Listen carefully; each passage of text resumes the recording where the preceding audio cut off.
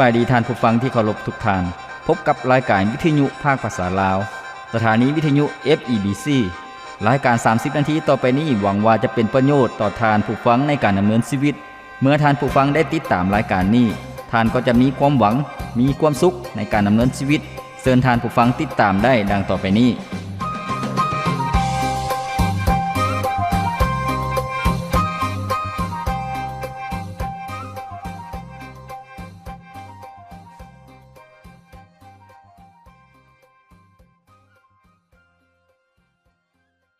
ความชอบธรรมเป็นทางไปสู่ชีวิตแต่ความชั่วร้ายเป็นทางไปสู่ความตายความชอบธรรมเป็นทางไปสู่ชีวิตแต่ความชั่วร้ายเป็นทางไปสู่ความตายสุขสบายดีพ่อแม่พี่น้องท่านผู้ฟังที่เคารพรักทุกท่านพบกันอีกเช่นเคยกับรายการชีวิตนี้ยังมีความหวังข้าพเจ้าพรประเสริฐผู้ดำเนินรายการยินดีต้อนรับท่านผู้ฟังที่จะมาศึกษาเรียนรู้และรับพรจากรายการของพวกเราซึ่งรายการของพวกเราเป็นรายการที่นำเสนอสำหรับพี่น้องประชาชนลาวบรรดาเผ่าที่จะได้รับพรและได้เข้าใจความจริงของพระเจ้าท่านผู้ฟังเมื่อท่านผู้ฟังได้เรียนรู้และศึกษาความจริงของพระเจ้าก็จะเป็นคนที่มีสติปัญญาย้อนว่าพระคำของพระเจ้าเป็นแหล่งแห่งสติปัญญาพระคำของพระเจ้าเป็นความจริงและเป็นชีวิตพระคำของพระเจ้าสามารถเปลี่ยนแปลงชีวิตของคนเฮาทุกยุคทุกสมัยให้ดำเนินชีวิตในทางที่ถูกต้องของพระเจ้าและพระเจ้าจะทรงอวยพรให้ชีวิตของท่านผู้ฟังประสบผลสำเร็จและเป็นพระพรให้กับคนอีกจำนวนหลวงหลายท่านฟังที่เคารพที่ผ่านมารายการของพวกเราได้นำเสนอหลายๆหัวข้อหลายๆเรื่องราวซึ่งมีหลายก้อนห้อยหัวข้อและท่านผู้ฟังท่านใดที่สนใจอยากรับฟังก็สามารถรับฟังย้อนหลังได้ผ่านทั้งหลายช่องทางบ่ว่าจะเป็นทางเว็บไซต์ทาง YouTube แล้วก็ทาง Facebook เพียงแต่ท่านผู้ฟังพิมพ์เข้าไปคำว่า FEBC ลาวท่านผู้ฟังก็สามารถฟังรายการของพวกเราย้อนหลังได้ตั้งแต่รายการทำอิฐจนถึงปัจจุบันท่านผู้ฟังที่เคารพในช่วงปัจจุบันนี้พวกเขาได้เรียนรู้ในหัวข้อใหญ่ที่มีชื่อว่าคำสอนของพระเยซูเจ้าซึ่งเป็นหัวข้อในภาคส่วนที่5แล้วท่านผู้ฟังพวกเขาได้เรียนรู้มานำกันแล้ว4ภาคส่วนบ่ว่าจะเป็นคำอุปมาขององค์พระเยซูเจ้าการอัศจรรย์หรือว่าเหตุการณ์สำคัญที่พระเยซูเจ้าได้ทรงกระทำและเหตุการณ์สำคัญและการอัศจรรย์ของอัครสาวกหรือว่าผู้เชื่อวางใจในพระเยซูเจ้าที่ได้กระทำย้อนได้รับฤทธิ์เดชจากพระเยซูเจ้าในการประกาศข่าวประเสริฐในการเป็นพยานเรื่องความจริงของพระองค์ก็มีการอัศจรรย์เกิดขึ้นซึ่งเป็นเหตุการณ์ที่เหนือธรรมชาติเหตุการณ์ที่เหนือโรคภัยไข้เจ็บเหตุการณ์ที่เหนือความตายแสดงถึงฤทธิ์อำนาจของพระเจ้าที่บ่จำกัดนั่นเองท่านผู้ฟังแล้วก็ในภาคส่วนที่3พวกเขาก็ได้เรียนรู้ในเรื่องจากการทรงสร้างของพระเจ้าจนถึงชีวิตนิรันดรซึ่งเป็นเรื่องราวที่ได้รวบรวมเอาเหตุการณ์ในพระคัมภีร์เดิมและพระคัมภีร์ใหม่ตั้งแต่ก่อนที่โลกนี้จะเกิดขึ้นก็คือว่าการเริ่มสร้างโลกสร้างจักรวาลจนถึงเหตุการณ์สิ้นยุคหรือว่าเหตุการณ์อวสานนั่นเองว่าประวัติศาสตร์ของโลกนี้ประวัติศาสตร์ของมนุษย์จะสิ้นสุดแนวใดพวกเขาก็ได้เรียนรู้ไปแล้วก็อีกภาคส่วนหนึ่งที่พวกเขาได้เรียนก็คือว่าเหตุผล10ประการที่มนุษย์ควรเชื่อวางใจในพระเยซูเจ้าซึ่งพวกเขาได้เรียนจบไปแล้วท่านผู้ฟังและในช่วงปัจจุบันนี้พวกเขาก็มาถึง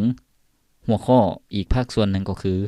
คำเทศนาของพระเยซูเจ้าอยู่ถึงโนนภูหรือว่าคำสอนของพระเยซูเจ้านั่นเองซึ่งเป็นเหตุการณ์ที่ได้บันทึกไว้ในพระคัมภีร์มัทธิวตั้งแต่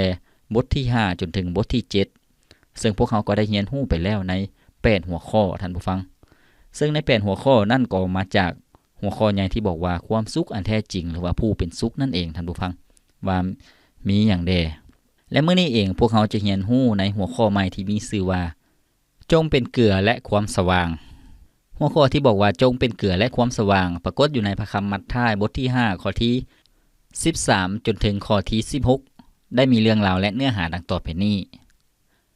เจ้าทั้งหลายเป็นเกลือสำหรับมวลมนุษย์โลกแต่ถ้าเกลือหมดรสเค็มแล้วจะเฮ็ดให้เค็มคืนอีกอย่างไรมันจะบ่มีค่าเสียแล้วดังนั้นจึงมีแต่โยนทิ่มให้คนเอาไปเหยียบย่ำเท่านั้น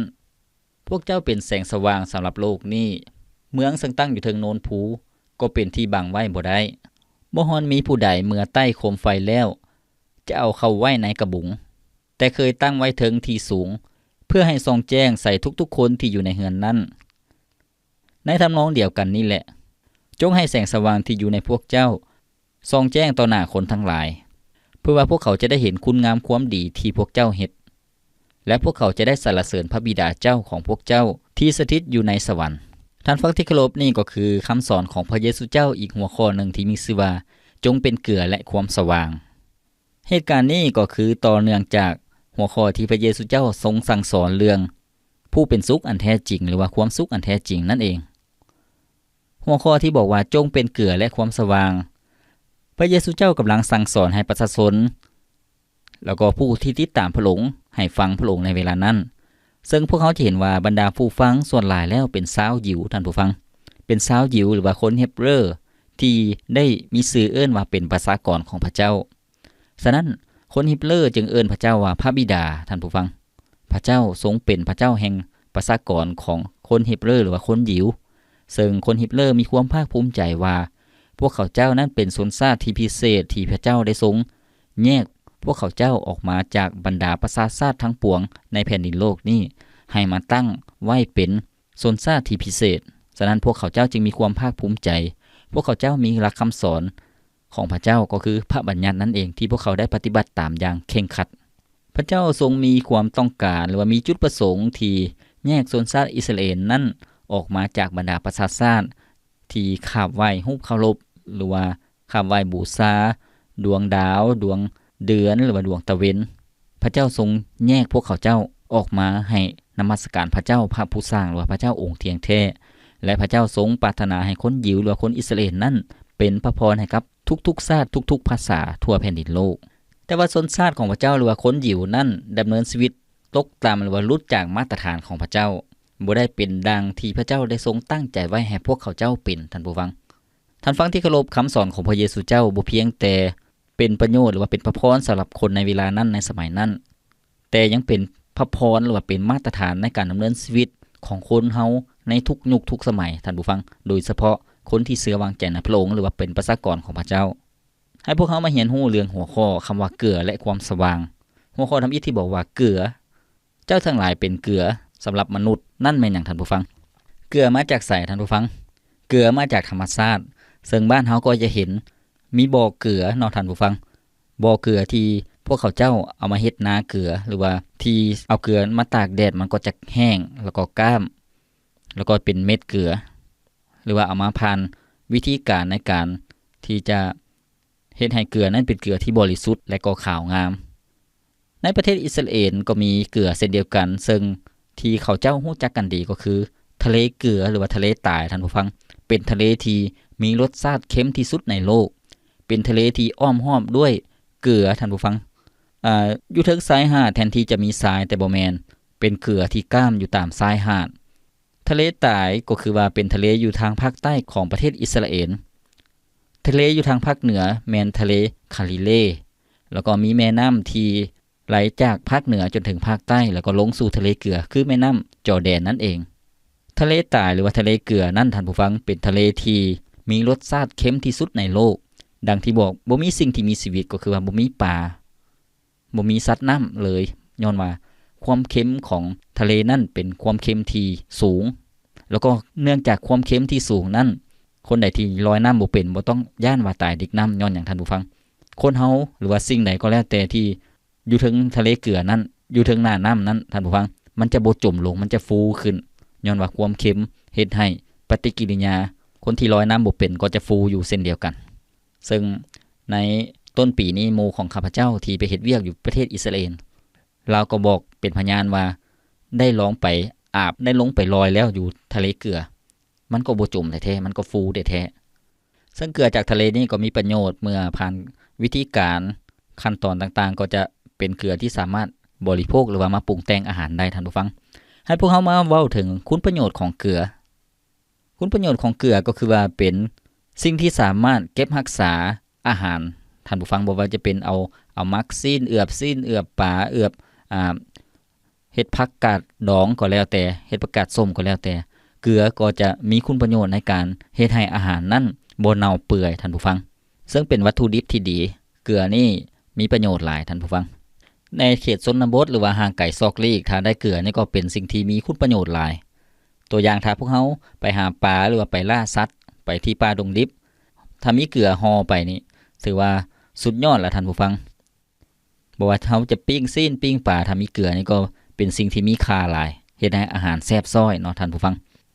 ท่านฟังที่เคารพดังที่พวกเราได้ฮู้กันไปแล้วว่าเกลือนั้นมีคุณประโยชน์หลายเกลือมีคุณประโยชน์ในการฆ่าเชื้อพยาธิด้วยท่านผู้ฟัง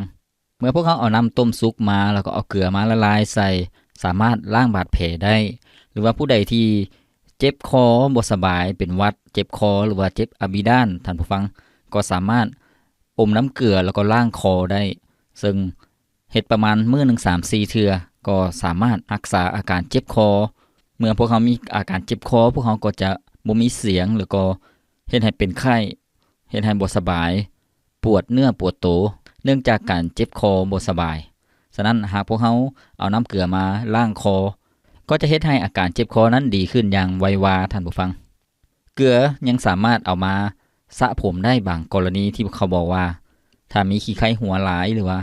อาการผมล้นพวกเขาสามารถเอาเกลือมาสระผมได้ท่านผู้ฟังเอามาผสมกับยาสระผมหรือว่าเอามาละลายในน้ำก่อนแล้วก็สระผมก็ดีขึ้นฉะนั้นเกลือมีคุณประโยชน์อย่างหลวงหลายและอีกความรู้หนึ่งท่านผู้ฟังเนื่องจากเกลือมีคุณประโยชน์ในการฆ่าเชื้อโรคฉะนั้นท่านผู้ฟังหากท่านใดมีกลิ่นปากหรือว่าปากเหม็นท่านฟังก็สามารถเอาเกลือนั้นมาอมหรือว่าเอามาสีแค้วในตอนเช้าหรือว่าตอนใดที่รู้สึกว่าตนเองนั้นมีกลิ่นปากหรือว่าปากเหม็นสามารถเอาเกลือนั้นมาสีแค้วเฮ็ดให้แค้วขาวเฮ็ดให้กลิ่นปากของพวกเขานั้นบ่มีท่านผู้ฟังนี่ก็คือคุณประโยชน์ของเกลือในการฆ่าเชื้อโรคแม้แต่การฆ่าเชื้อโรคในปากของพวกเขาเฮ็ดให้ปากพวกเขานั้นบ่มีกลิ่นเหม็นและเมื่อพวกเขาล้มกับไผก็ตามพวกเขาก็มีความมั่นใจได้ย้อนว่าพวกเขาบ่มีกลิ่นปากท่านผู้ฟังในที่นี้พระเยซูเจ้ากำลังกล่าวถึงว่าพวกเจ้าทั้งหลายเป็นเกลือสำหรับมนุษย์แสดงว่ามีชีวิตที่มีคุณประโยชน์คุณสมบัติของเกลือก็คือความเค็มแม่นบ่ท่านผู้ฟังแล้วก็คุณสมบัติของเกลือในการรักษาหรือว่าทนุถนอมอาหารบ่ให้เน่าเปื่อยฉะนั้นท่านผู้ฟังพระเยซูเจ้าบอกว่าถ้าเกลือหมดรสเค็มแล้วเกลือจะหมดรสเค็มได้แนวใดในที่นี้บ่ได้หมายถึงว่าเกลือที่พวกเขามาใส่กินนี่มันจะบ่เค็มบ่ได้หมายถึงนั้นเพราะว่าเกลือมันก็ยังเป็นเกลืออยู่ดีเมื่อพวกเขาเอาเกลือมาละลายในน้ำเป็นน้ำเกลือแต่เมื่อพวกเขาต้มน้ำเกลือให้มันแห้งมันก็กลายเป็นเกลือคือเก่าหรือว่าพวกเขาเอาเม็ดเกลือเอาไปละลายในน้ำแล้วก็เอาไปตากแดดเมื่อมันแห้งมันก็กลายเป็นเกลือเส้นเดียวกันแสดงว่าเกลือยังรักษาคุณภาพความเค็มของมันอยู่แต่พระเยซูเจ้าบอกว่าถ้าเกลือหมดรสเค็มแล้วจะเฮ็ดให้เค็มอีกได้อย่างใดในที่นี้ก็หมายถึงในสมัยก่อนที่วิธีการหรือว่าเทคนิคของประชาชนยังบ่ทันสมัยการที่ได้เกลือมาก็คือเกลือดิบต้องเอามากันหรือว่าเอามาเฮ็ดให้เป็นเกลือที่บริสุทธิ์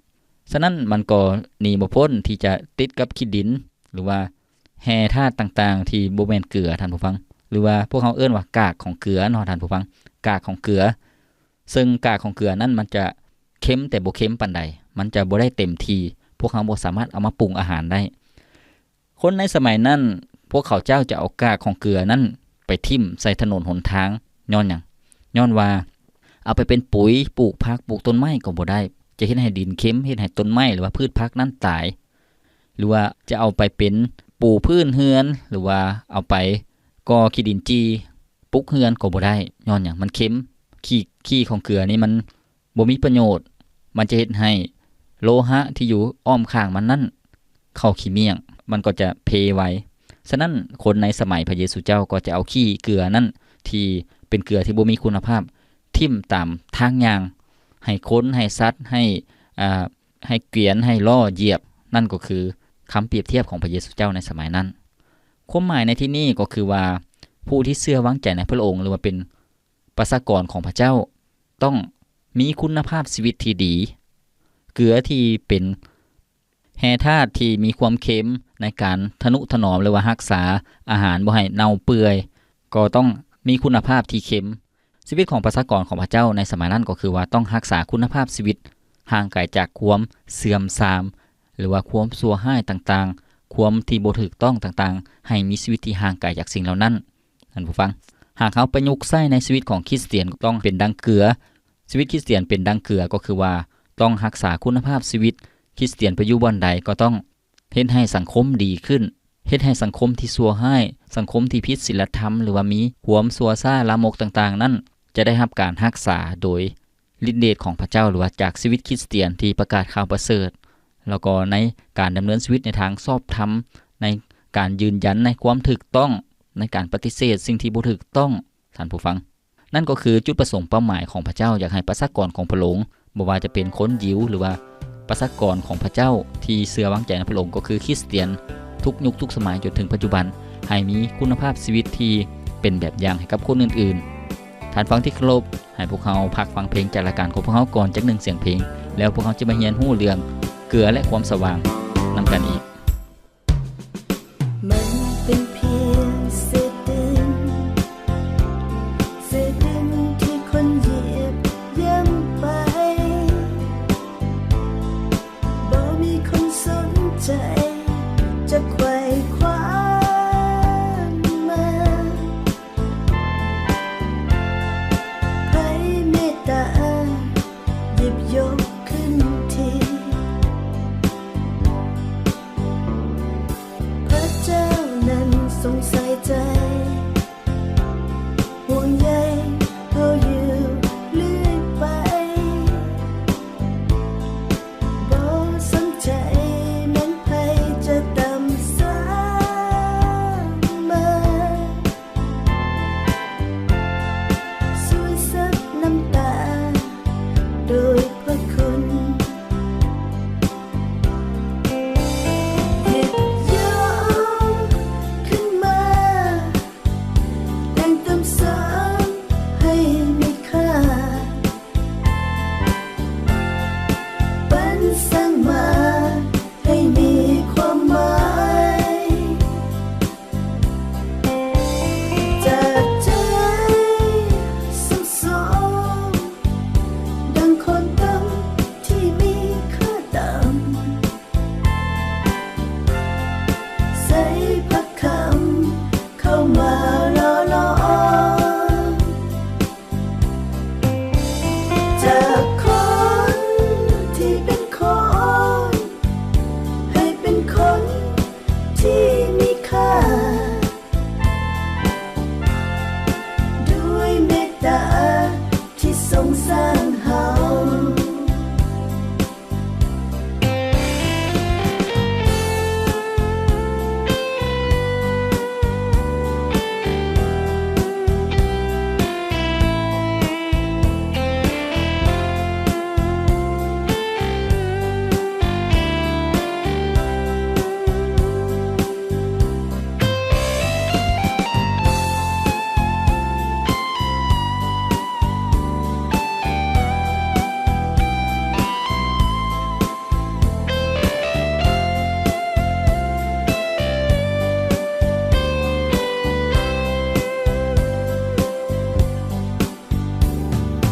พระเจ้านั้นทรงใส่ใจห่วงใยเราอยู่เรื่อยไป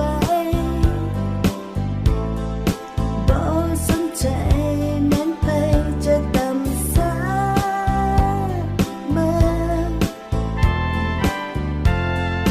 สวยซับน้ำตาโดยพระคุณหยิบยกขึ้นมาแต่งเติมเสริมให้มีค่าปั้นสร้างมาให้มีความหมายจากใจสมดังคนต่ำที่มีค่าต่ำใส่พระคำเข้ามาหล่อหลอมจากคนที่เป็นคนให้เป็นคนที่มีค่าด้วยเมตตาที่ทรงสร้างเฮา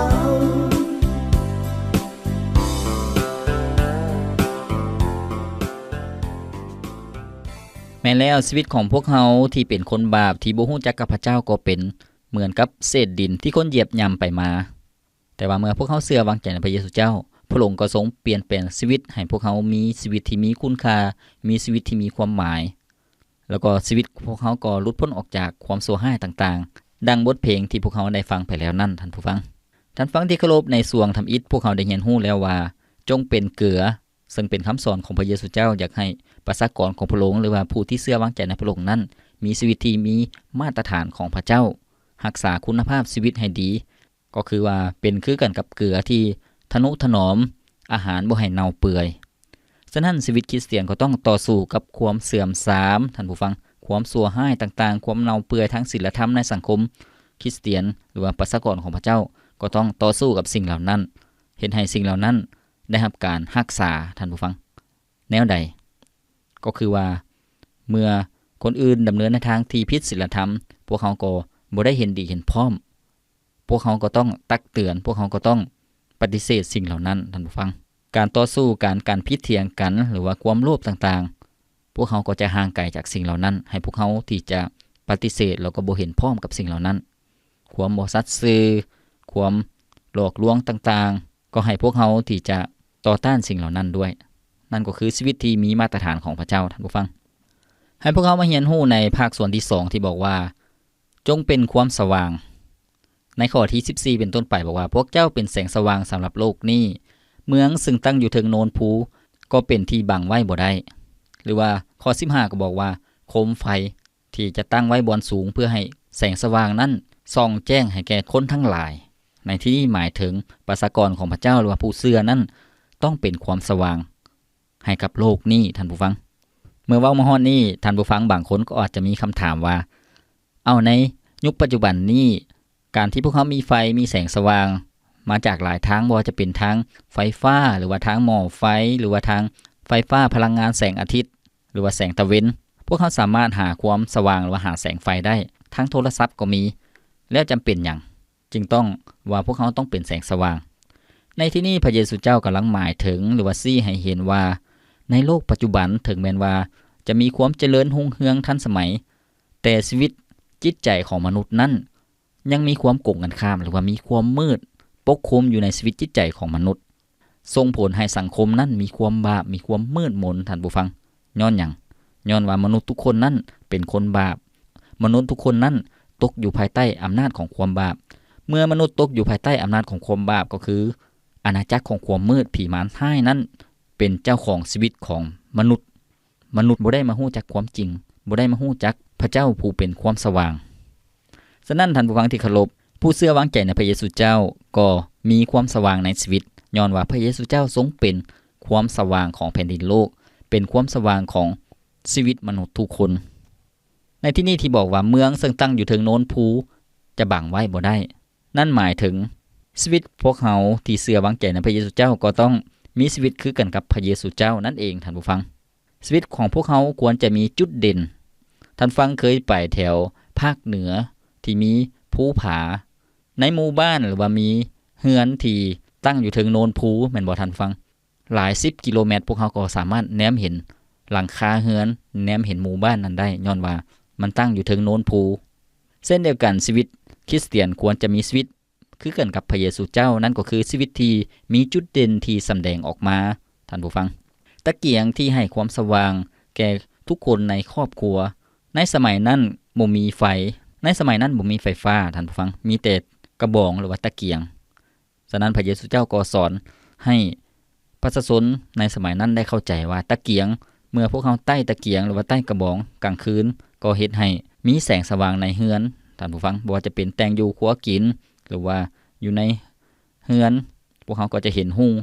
ในการเรียนหนังสือหรือว่าเฮ็ดเวียกต่างๆถ้าบ่มีไฟ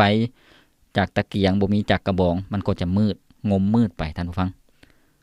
ชีวิตของพวกเฮาหรือว่าประชากรของพระเจ้าควรจะเป็นความสว่างให้กับคนในโลกย้อนหยังย้อนว่าในโลกนี้ถูกปิดบังหรือว่าถูกครอบงำด้วยความมืดหรือว่าความบาปพวกเฮาควรจะเป็นความสว่างจะส่องไปถึงความบาปเหล่านั้นและความบาปนั้นจะพ่ายแพ้ความมืดนั้นจะหายไปท่านฟังบางทานอาจจะเคยใต้ไฟหรือว่าใต้โคมส่องไปอยู่ในท่อที่มืดหรือว่าในห้องที่มืดพวกเขาจะเห็นมีขี้เข็บมีแมงงอดหรือว่าแมงสาบหรือว่ามีหนูมันจะแล่นปุ๊บหนีไปเพราะว่าสิ่งเหล่านั้นมันมักความมืดและมันย่านความสว่างหรือว่าย่านแสงไฟนั่นเองท่านผู้ฟัง ชีวิตคริสเตียนก็เช่นเดียวกันพวกเขาควรจะดำเนินชีวิตที่แตกต่างจากสังคมดำเนินชีวิตที่มีจุดเด่นสำแดงถึงสง่าราศีหรือว่าพระสิริหรือว่าพระรัศมีของพระเจ้าให้คนอื่นได้เห็นเมื่อสังคมเมื่อคนทั่วไปเว้าแนวนี้เว้าขี้ตัวพวกเขาเจ้าถือว่าเป็นเรื่องปกติหรือว่าเว้าเรื่องคำบ่สุภาพเว้าเรื่องลามกต่างๆพวกเขาก็บ่ได้เห็นดีเห็นพร้อมบ่ต้องไปเว้ากับเขาเจ้าท่านผู้ฟังหรือว่าสังคมมีแต่ความชั่วร้ายพวกเขาก็บ่ต้องไปร่วมในกิจกรรมหรือว่าการประพฤติสิ่งเหล่านั้นในสังคมมนุษย์หรือว่าคนทั่วไปคนที่บ่ฮู้จักกับพระเจ้าแน่นอนพวกเขาเจ้าก็ปฏิเสธความสว่างเพราะว่าพวกเขาเจ้าคิดว่าหนทางหรือว่าการดำเนินชีวิตการประพฤติของเขาเจ้านั้นถูกต้องตามสายตาตามความเข้าใจของเขาเจ้าฉะนั้นพวกเขาเจ้าจึงบ่มักความสว่างแทนที่จะดำเนินชีวิตในทางแห่งความจริงในทางความบริสุทธิ์ความสัตย์ซื่อความชอบธรรมแต่ว่าคนในสังคมก็ให้ความบาปนั้นมาปิดบังความสว่างท่านผู้ฟังเหตุฉะนั้นการที่พวกเขาเป็นผู้เชื่อวางใจในพระเยซูเจ้าพวกเขาควรจะสำแดงชีวิตคริสเตียนพวกเขาให้คนอื่นได้เห็นความสว่างในชีวิตของพวกเขานั่นก็คือการเชื่อฟังพระเยซูเจ้าการเชื่อฟังคำสอนในพระคิดธรรมคัมภีร์และการประพฤติตามคำสอนของพระคิดธรรมคัมภีร์พวกเขาก็จะดำเนินชีวิตให้พระเจ้าทรงพอใจท่านผู้ฟังการดำเนินชีวิตที่เป็นแบบอย่างให้กับคนอื่นๆก็คือการฮักพระเจ้าแล้วก็ฮักคนอื่นมีส่วนสุขยู่ช่วยเหลือคนอื่นๆที่ตกทุกข์ได้ยากบ่แม่นว่าคนอื่นต้องการหรือว่ามีความจำเป็นพวกเขาก็บ่ได้เอาหัวใส่ใจซาบ่ได้แม่นนั้นท่านผู้ฟังพระเจ้าทรงปรารถนาให้ความสว่างของพวกเขานั้นส่องออกไปให้กับคนทั้งปวงในสังคมหากพวกเขาเป็นคนเดียวในครอบครัวที่เชื่อวางใจในพระเยซูเจ้าก็ให้พวกเขานั้นแสดงชีวิตคริสเตียนที่จะเป็นความสว่างให้กับคนในครอบครัวหรือว่าเป็นครอบครัวเดียวในหมู่บ้านที่เชื่อในพระเยซูเจ้าก็ให้พวกเขาดำเนินชีวิตที่เป็นแบบอย่างให้กับคนในหมู่บ้านได้เห็นพระเยซูเจ้าการที่พวกเขาดำเนินชีวิตที่เป็นแสงสว่างนั้นบ่แม่นการเฮ็ดเพื่อเอาหน้าหรือว่าเฮ็ดเพื่ออยากได้ดีได้เด่นหรือว่าอยากให้เป็นที่สนใจบ่แม่นดังนั้นท่านผู้ฟังแต่แรงจูงใจที่พวกเขาดำเนินชีวิตที่เป็นแบบอย่างในทางที่ถูกต้องในทางที่ชอบธรรมแล้วก็ปฏิเสธความบาปและความชั่วร้ายนั้นบ่แม่นหมายถึงว่าพวกเขาเป็นคนที่หัวแข็งบ่ฟังไผบ่แม่นแนวนั้นแต่พวกเขาเป็นคนที่ฮักพระเจ้าและเป็นคนที่อ่อนน้อมถ่อมตนเป็นคนที่สำแดงความรักให้กับคนอื่นๆเป็นคนที่มีความสัตย์ซื่อกับคนอื่นๆและห่วงใยคนอื่นๆสิ่งเหล่านี้เป็นการสำแดงชีวิตแห่งความสว่างและเป็นการถวายเกียรติแด่พระเจ้าให้พระเจ้าทรงรับเกียรติในชีวิตของพวกเขาแต่เพียงผู้เดียวฉะนั้นท่านผู้ฟังที่เคารพความสว่างในชีวิตของพวกเขาหรือว่าชีวิตของพวกเขาเป็นคือกับเกลือนั้นบ่ได้แม่นความพยายามของพวกเขาท่านผู้ฟังบ่แม่นความสามารถของพวกเขาแต่โดยความช่วยเหลือจากพระเจ้าเพราะว่าพวกเขาที่เชื่อวางใจในพระเยซูเจ้าพวกเขาก็มีพระวิญญาณของพระองค์ซึ่งเป็นฤทธิ์เดชทรงสถิตหรือว่าประทับอยู่ในชีวิตจิตใจของพวกเขาทุกคนที่เชื่อวางใจในพระองค์พระเจ้าจะทรงประทานกำลังให้กับพวกเขาในการดำเนินชีวิตในทางที่ถูกต้องชอบธรรมของพระองค์พระเจ้าจะทรงให้สติปัญญากับพวกเขาในการใช้คำเว้าในการตัดสินใจในทางที่ถูกต้องท่านผู้ฟังนี่ก็คือชีวิตที่พระเจ้าทรงปรารถนาให้พวกเขาดำเนินขอพระเจ้าทรงซอยให้ชีวิตคริสเตียนของพวกเขานั้นจะเป็นแบบอย่างเพื่อถวายเกียรติแด่พระเจ้าท่านฟังที่เคารพข้าพเจ้าปรารถนาอยากให้ท่านผู้ฟังได้รู้จักความจริงของพระเจ้าและมีชีวิตที่เป็นคือกับเกลือและความสว่างของแผ่นดินโลกข้าพเจ้าปรารถนาที่จะอธิษฐานเพื่อท่านผู้ฟังทั้งหลายให้พวกเขาร่วมใจกันอธิษฐานโอ้ข้าแด่พระบิดาเจ้าขอพระองค์ทรงได้รับเกียรติในชีวิตของข้าพระองค์ทั้งหลายที่จะดำเนินชีวิตที่เป็นแบบอย่างที่จะดำเนินชีวิตในมาตรฐานของพระเจ้าให้คนอื่นๆได้เห็นว่าพระเจ้านั้นทรงเป็นพระเจ้าผู้มีฤทธิ์เดชเปลี่ยนแปลงชีวิตของข้าพระองค์ทั้งหลายขอพระองค์ประทานกำลังให้คนที่อ่อนแอที่พ่ายแพ้กับการล่อลวงจากความบาปจากสิ่งที่บ่ดีที่เขาเจ้าจะมีชัยชนะเหนือสิ่งเหล่านั้นและมีชีวิตใหม่ที่เป็นพระพรให้กับคนอีกจำนวนล่วงหลายขอบพระคุณพระองค์สำหรับถ้อยคำของพระองค์ที่